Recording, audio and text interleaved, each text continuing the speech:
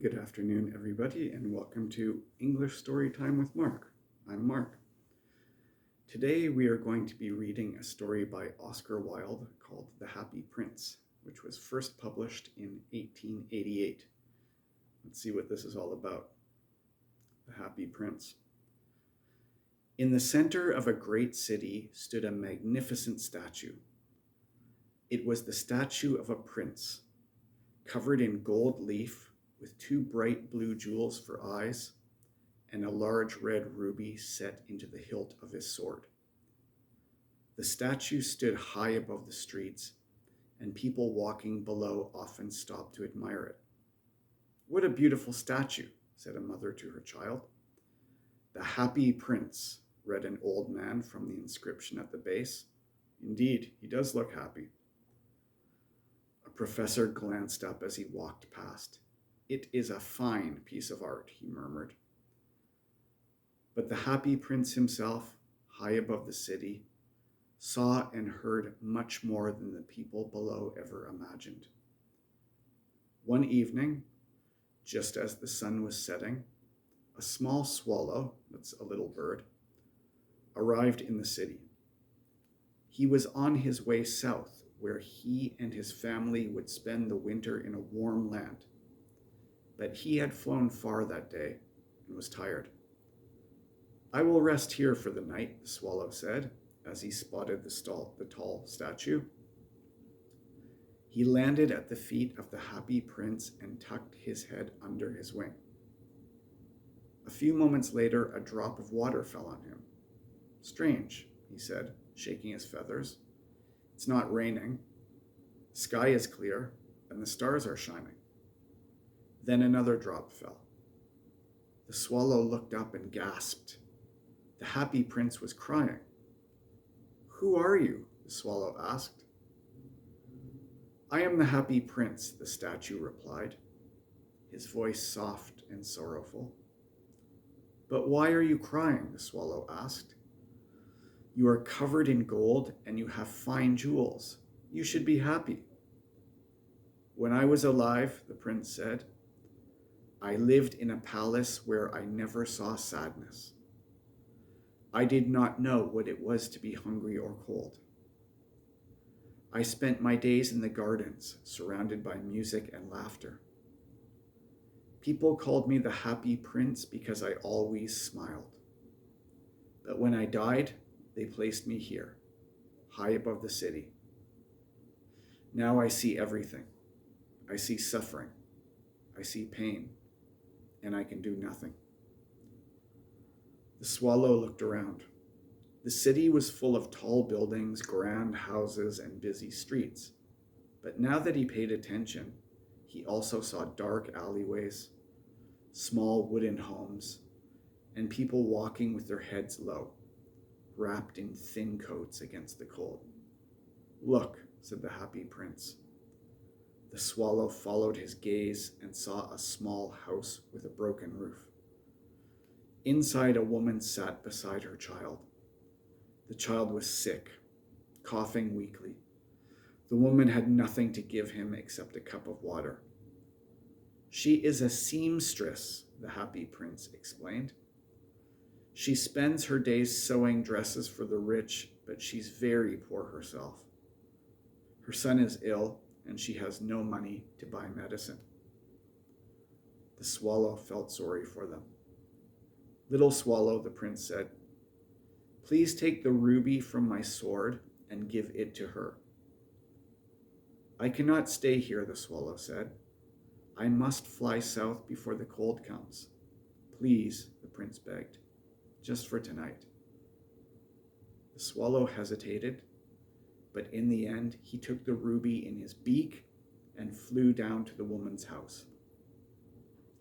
He slipped inside through a hole in the roof and placed the ruby on the table. The woman had fallen asleep from exhaustion, but the child saw the bright red stone and smiled before drifting into peaceful sleep. The swallow returned to the Happy Prince. "It's strange," he said. "Though it is cold, I feel warm inside." "That is because you have done a kind thing," the Happy Prince said. The next morning, the swallow stretched his wings. I will leave today, he said. But before he could fly away, the Happy Prince spoke again. Little swallow, will you stay one more night? The swallow sighed. What do you see now? Far away in a small attic, that's the very top of a house, a young man is sitting at his desk, the Happy Prince said. He is a writer, but he has no money and no food. He is cold and hungry, and he cannot finish his work. The swallow flew to the attic and saw the young man shivering. I will take him one of the jewels from your eyes, he said. No, the swallow said. If I do that, you will not be able to see. Please, the Happy Prince said. He needs it more than I do. So the swallow took one of the blue jewels from the prince's eyes and flew to the attic. He dropped it on the desk. When the young man saw the jewel, he cried out in joy. A sapphire, he said. Now I can buy food and firewood, and I will not be cold anymore. The swallow returned to the Happy Prince. Now you have only one eye, he said. Yes, the Happy Prince said, but I have seen something else. What is it now? The swallow asked. Down by the market, there is a little girl selling matches. She has dropped them and they are ruined. She has no money to bring home to her family, and she is afraid. I cannot take your other eye, the swallow said. But you must, the Happy Prince said. She is only a child.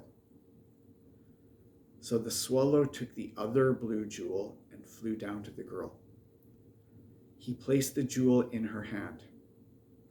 When she saw it, she laughed with joy and ran home, knowing her family would eat that night. Now the Happy Prince was blind. I will stay with you forever, the swallow said. For days, the swallow stayed by the prince's side. Every day he flew around the city, and every night he told the prince what he had seen. There are hungry people, the swallow said. There are cold children. Take the gold from my body, the Happy Prince said. Give it to them.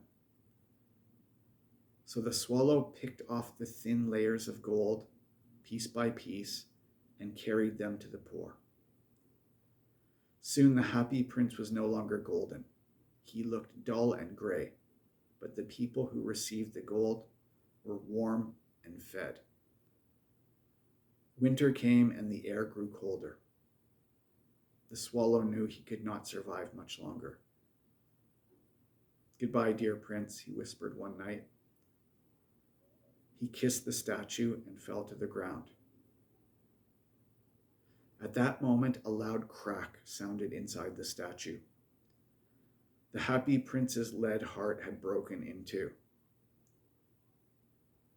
The next morning, the mayor and city officials walked by.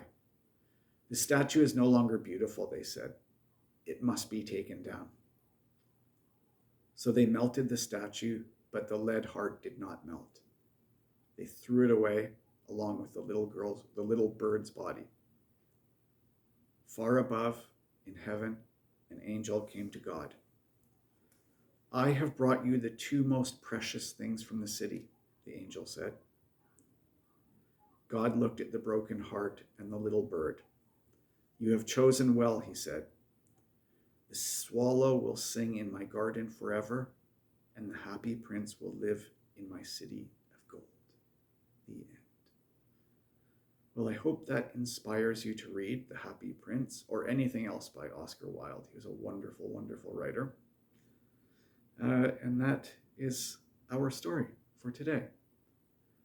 Have a great day, everyone, and I hope to see you next time on English Story Time with Mark. Bye.